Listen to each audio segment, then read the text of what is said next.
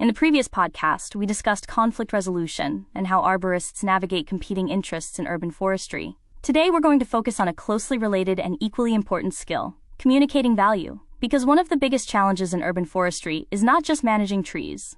It's helping people understand why those trees matter. Urban forests provide a wide range of benefits, but those benefits are not always visible or immediately understood. And if people don't understand the value of trees, they are less likely to support investments in planting, maintenance, and preservation. So communication becomes essential. Let's start with a key idea. Value can be expressed in different ways. Environmental value, economic value, social value. Each of these perspectives resonates with different audiences. Now let's talk about environmental value. Urban trees provide ecosystem services. They reduce heat through shading and evapotranspiration. They improve air quality by filtering pollutants. They manage stormwater by intercepting rainfall. They store carbon and help mitigate climate change. These benefits contribute to healthier urban environments. Now let's consider economic value. Trees can increase property values. They reduce energy costs by providing shade and cooling. They reduce infrastructure costs by managing stormwater. Some cities use tools to quantify these benefits in monetary terms. This helps communicate value in a way that decision makers understand. Now let's talk about social value. Trees improve quality of life. They provide shade, beauty, and a sense of place. They contribute to mental and physical well-being.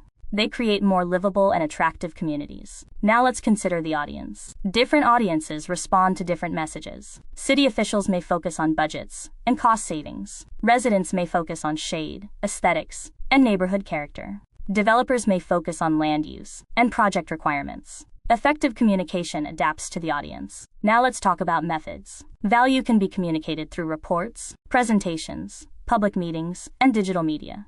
Visual tools such as maps and graphics can make information more engaging. Now let's consider storytelling. Data is important, but stories make information relatable. For example, explaining how trees reduce temperatures during a heat wave can make the benefits more tangible. Now let's talk about consistency. Value should be communicated regularly, not just during conflicts or funding requests.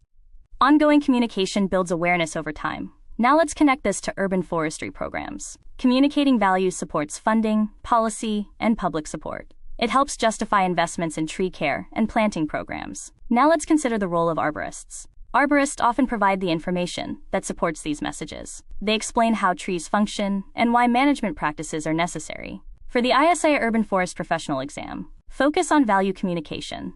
You should understand different types of value provided by urban trees, how value is communicated to different audiences, the role of economic and environmental benefits, and how communication supports program success. Questions may involve selecting effective ways to communicate tree benefits. Communicating value is about making the invisible visible. It helps people understand that trees are not just part of the landscape. They are essential infrastructure. And when people understand that, they are more likely to support the urban forest.